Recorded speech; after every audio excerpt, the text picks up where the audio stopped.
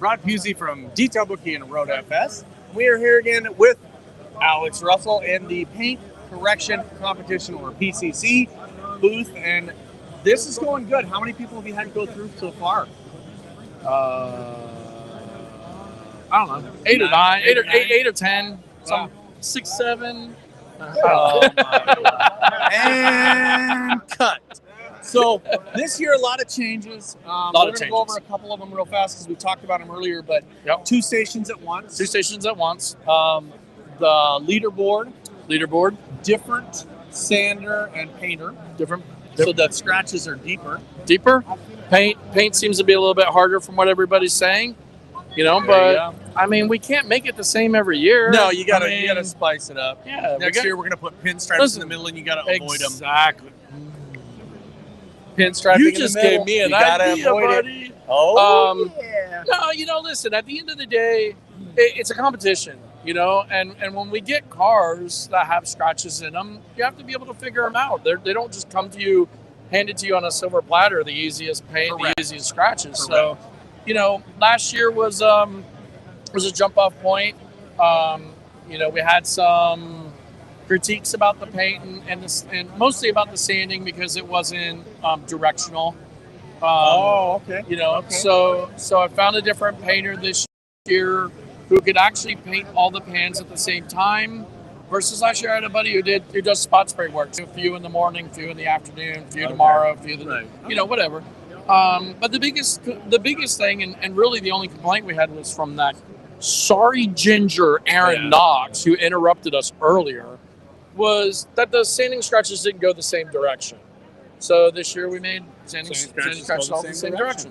So that you guys have made it where it's like it's almost, it can't get any more fair, right? Yes. They're separated out so nobody can say, well, they splattered my pan. Exactly. And they did this. Exactly. And then the leaderboard, which we're going to go over here in just a second, is phenomenal because you can actually see who did it, where they're at, what their score was on both the shine and the scratch removal. So technically on the leaderboard, it's been a little bit of a hiccup in our hitch in our giddy up. Is it's not the actual placing right now. Right. So it basically is just kind of in the where they went. So let's talk about the two areas that they're measuring. They're measuring gloss. Yeah, let's go over here. They're measuring gloss and they're measuring scratch removal. Correct. So is it an average between the two for your score? So yes and no. We're gonna come on this side of the speaker there, but so the way that it works is we're measuring log haze C on the detailometer, which log haze C is actual defect removal. Okay. So scratch removal, haze removal, whatever. So basically, what's going to happen is there's 5 places that we take those measurements. Each place gets measured 3 times to get an average. Then the 5 averages are averaged to a score. Okay. Then the other one is so before we move on. So log haze C that average score counts as 60% of your total scoring. Okay. Then we're measuring off of reflective image quality, which is how clear the paint is or how clear the light being shined back up into the machine is. That is going to count for 40% of your score. Okay. And then you get a so score it's a off true of measurement of more defect removal. That is the weighted part that's more important, I would say. Yes. And then also clarity. with some of the products, you can use any product unopened. And it has to have no gloss enhancing properties. Correct. So we're not using some kind of a ceramic infused, something that's, out no the door no one steps with a wax Yeah. in it, none of that. None of that Any stuff. polisher. So if you want to use a nano and you want to polish the whole thing with a one, go for it. Exactly. You got 5 minutes. Exactly. Rotary, DA, fixed rotation, doesn't matter. I'm so sorry. So the coolest part about that is literally, to me, it's the bragging rights. You guys have a 7-year-old little girl. 7-year-old little girl. And has she gone yet? She has not gone yet. I'm not sure her time. I think she's a little bit later in the afternoon. Okay, well, we'll see where we're at, and we'll come back to do her. because I want to see some of this. We want to actually do some filming of the competition. We did that last year. Yeah. And I think it's fantastic to watch. You guys have an actual, Jody's going to pan over to the actual timer. Yep. So they hit the red button, the timer goes off, they we can do see have it clearly.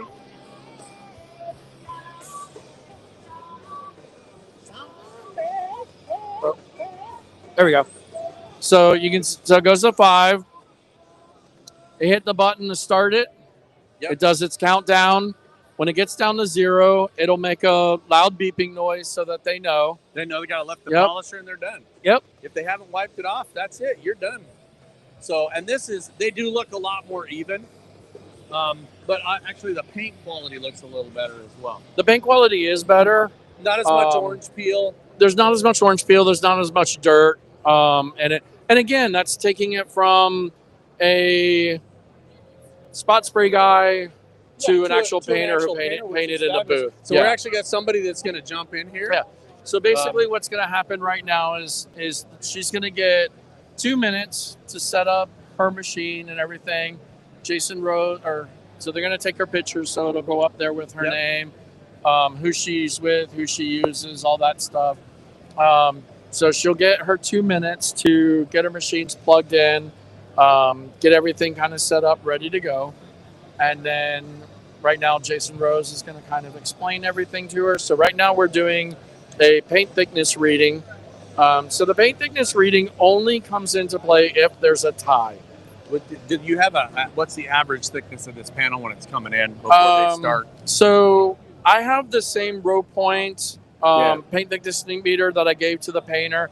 He said were averaging between like 4.5, 5.5. Okay. Or no, I'm sorry, like between like 5 and 6.5. Okay, so it's a little above your average. Little above, but it's about your general repaint. Yes. If somebody repaints, you're going to get between 5 and 6. Sure.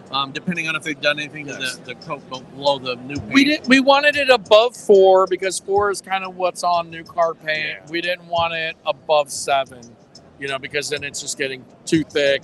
Yeah. And it is sanded. I mean, so you've got a 1500 grit. Yes. Sanding scratches on all of them that are fairly they're fairly universal or fairly uniform. Yes. And so 2 hours, 2 hours, 2 minutes. 2 minutes. Set up. 2 minutes to set up. Taking a freaking nap. Yeah. So they can set that up. Jason's going over the rules. And again, Jason is not judging the competition. He's not. The meter is judging the competition. Yes, correct. There's no human. There's no human that is actually judging these pans. All that Jason is doing is kind of facilitating and helping the detailometer guy. So we have Dave on one booth, Daryl on the other. Jason is kind of the guy who explains everything to the contestant like he's doing now with Emma. And once she goes, he'll hit the button. He'll run down to the next one, do his spiel over there. And he kind of runs back and forth just to kind of check on everything. Dave and Daryl are also at the table, so if Jason's not and the time gets low, they can hit the stop button. Hey, stop! You're done. The other thing you guys did is you made it a little closer. Yes, we did, so people can watch it. Yes, and that was actually one of the big suggestions that you guys made last year. Was it was too far back, so we did make it closer. The only thing that I was worried about it being this close now is any of the rotary guys. We might have a sling zone. Well, Disney and Florida is famous for the splash exactly. zone. We have a little bit different. Exactly. So next year, my proposal is to run a sling zone line down here so that people know if they're standing there, they might get slung on. You got to be careful when you mention sling zone around Jason Rose because I ruined a shirt he has on purpose with a sling zone because he made a comment and I decided I'll try. And the sling zone was a line. I put a line across a red shirt. So that's awesome. Actually, the funny part about that is there's so many people up here that are using different tools, obviously. But how many people would you say just randomly are using a rotary versus a DA or a fixed rotation? There's only been a couple of people that I've seen so far that are using rotary. This guy right here. That guy definitely will use a rotary. He will cut it with a rotary. I think there's been about maybe 3 out of maybe the 8 or 10 people that have gone so far have used rotary. And I do feel like, with these 1500 grit sand scratches, like that kind of is the tool of choice. Don't listen to this if you're competing later today or tomorrow. But that's my feeling. You know, the DA, if you use the right pad and the right compound, you might get a really good cut. You know, with a single kind of pass with it on the DA. But again, let's go over this from people that have a little bit of gray, and not because of our kids, 100%. But this is a black panel with 1500 grit sand marks. If you told me those two things without seeing what it was, I have a black panel, it's fresh paint, it's 6 mils, and it's got 1500 sanding scratches. I personally am grabbing a wool pad and a rotary to start with. And then after that, I'm going to go into another correction, because in a 5-minute period, the size of the panel that you're doing, which is a basic cookie sheet, I mean, it's what, 24 by 12 or 18? Yeah, something like that. You're going to have the opportunity with a rotary to cut it fast. And at the end of the day, I look at the people doing the competition, and I think a lot of them are getting stuck in their head, it's got to be perfect. But the reality is, it's time. You've got a very short period of time to do this. And that's the thing, right? I mean, we're all detailers. I mean, we could sit on that one pan for 4 months trying to make it perfect.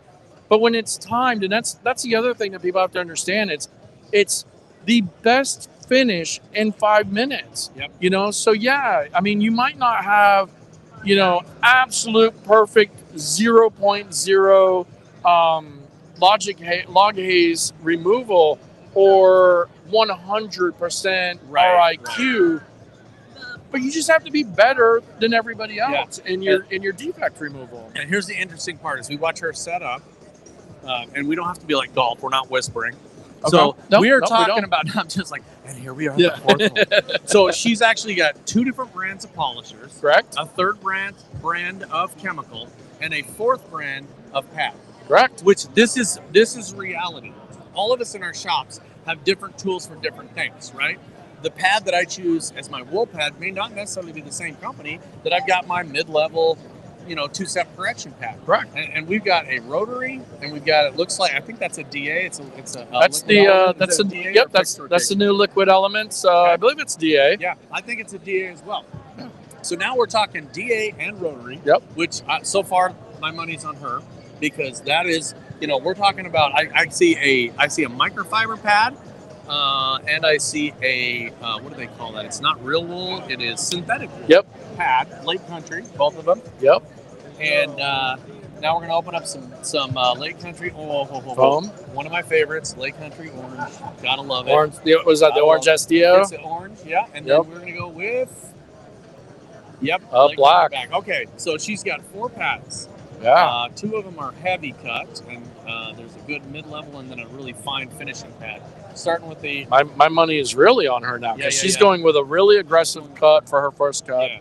Then she's going to step down cut. So she's going heavy cut with the wool, step down cut with the microfiber, then I would call it like a mid polishing with the orange HDO or SDO. Yeah. Or no, it's HDO because it's got the white foam interval. And then finishing out with a black HDO. Right. Well, and the thing is, it does have the intermediate pad underneath. Yes. Which I like for both the finishing and the mid-level, because it gives you a lot more control. Correct. And she's actually prepping. She is. So in your 2 minutes of setting up, you can do that. So it cuts your time down, right? Prime your pads, have them ready to go. That way you rip it off, slap the new one on, and go, right? And here's one of the things that people talk about a lot. She's using the same compound on the last two polishes, because it's obviously that particular compound has some diminishing qualities that allow it to be a polish as well as a cut. So, she's putting all her eggs into the pad as the cutting. Yep. But again, originally we were talking about synthetic wool rotary. And this is I'm trying to see what rotary. Oh, yeah. It's a Rupes. It's a Rupes rotary. Yep. And then she's got a liquid diamond DA. Yep. So we're about to start.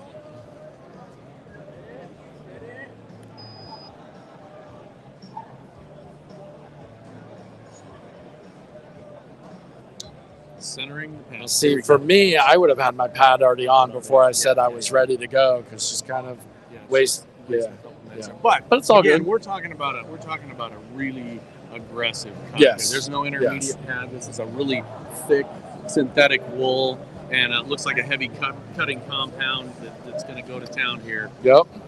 Let's see, are we in the sling zone? Nope, we're not. No, we're good. She's flat. controlled. She's yep. Flat. She's not turning into a lot of stuff. Now we're on edge there. She primed it instead of picking up the bead there. Yep. Yeah. So, do you know what the thickness of the metal on these pans are? Is it a standard, whatever? It's just standard cookie sheet. So you're ordered off Amazon. Yeah. They're thicker than a panel on a car. They probably are, you know what I mean? And then there's also, the bonding agent or the primer behind it. I mean, that's where really it was hard to keep it in like that 4 to 5 mil range was because the bonding agent, ends up increasing it a little bit. So so it gets the mil, but that's the same with standard car, right? You're gonna have a primer layer. You're gonna have a sealer layer before the primer. If there's any kind of body fillers at all, which every car has them. Correct. And then now you're talking about, so she's I can't see the timer, but she's a good way into this. She's getting a lot of working material and time out of that. And you can already see the enhanced gloss that she's bringing into it. Absolutely. She's fairly flat on the rotary, but she does have a little bit of an angle. But the pad is doing the cutting. If you see how far out the fibers are going, she's getting a lot of cut out of that. Yes, exactly. I feel like we're emceeing a golf tournament. If you look at the rotation in her arm, right? Exactly. Oh, she hit that one out of the bar. Downward pressure. That's right. Yeah. So now she's doing her wipe, so she can kind of assess and see maybe where she stands. Is she going to need to do a step down cut? Is she going to need? Yep. So she's going to go ahead and cut again. I'm gonna step over and see how much time we're into it, just to give everybody an idea. Right now, she is 2.5 minutes into it, so she's halfway done with her time. Okay, so she's 2.5 minutes in. She's 2.5 minutes in. Okay. She's still cutting. She still has plenty of time. She does. I mean, realistically, one of the things that I've realized because obviously, like I had to do a pan and figure out how much time, right? And the one thing that I learned is your polishing really doesn't need as much time as some people think it does. So you can go longer on your cut and then save that last, minute and a half for your polish. Yeah. And the thing, she's got two steps going, and I'm betting that the middle step is going to be fairly quick. Yeah. And then she'll jewel the last part of it to try to get that shine exactly. in there. Because when we look at this, 90% of the defects are coming out with this rotary. Exactly. She is not relying on that DA to pull the defects out. She's No. relying solely on that. She's basically going to use the DA just to cut out her swirls and her haze from the rotary, which, again, you don't need a lot of time for that. Nope. So now we're moving on. That did actually enhance it quite a bit. Yep. That second pass there, which again, the timing is going to be the thing that's the killer in this competition. Oh no, she didn't have her plugged in. Her cord plugged in. Oh boy. Jason Rose stepping the all ever. That's the one thing I think would probably stress me out more than anything is having Jason Rose walking around, checking out your band, checking out your technique, how you're doing it. I got to polish on a really nice auction car with Jason Rose, and when it's in this situation, he's going to be the most professional guy in the world. He was freaking brutal. Yes, freaking brutal. But it was cool because at the end of the day, when we would talk about it, he'd go, "No, that's great." And one of the things that we learned on that is, like, especially the black cars, so many people are nervous about black, which is great that you did this because that first step usually hazes up everywhere. And exactly. People are like, oh my God, I've totally screwed up. When the reality is that's what you're doing, is you're taking big scratch, making smaller scratch, making smaller scratch. Exactly.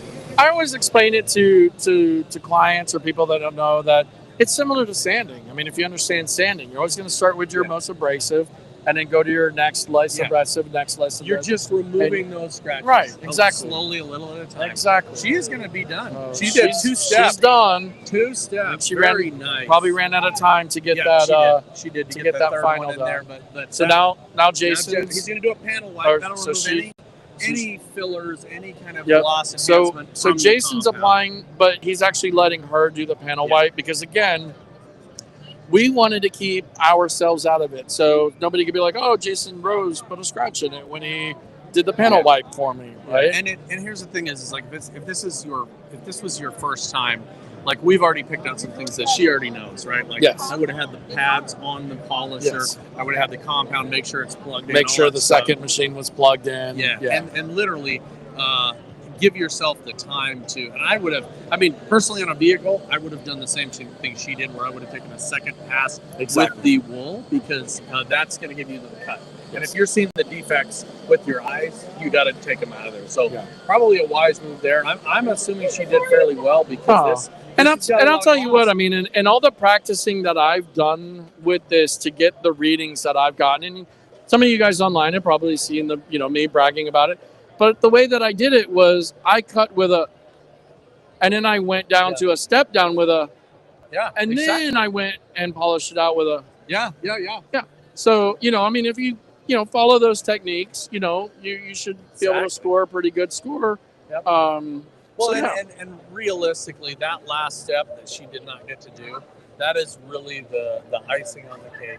The defects Exactly. are either there or they're not there Right. at this point.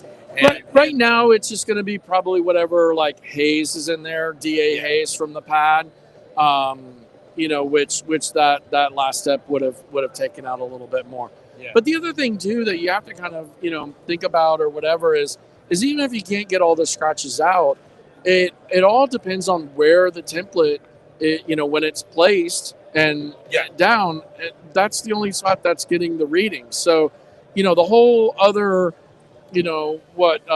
probably 80% of the pan could look like absolute dog do. Yeah. As It's long just got to as be those specific spots. right, as long as you got the spots where the meter's actually going to go, that's all that matters. Yep. And then this is a really good example, I think, of what typical is going to be. Most of the time, you don't. If you want to step down here, Daryl's getting ready to do let's some do metering. measuring. We want to do. Walk down here. Look at what Yeah. Daryl's doing. You need me? Oh.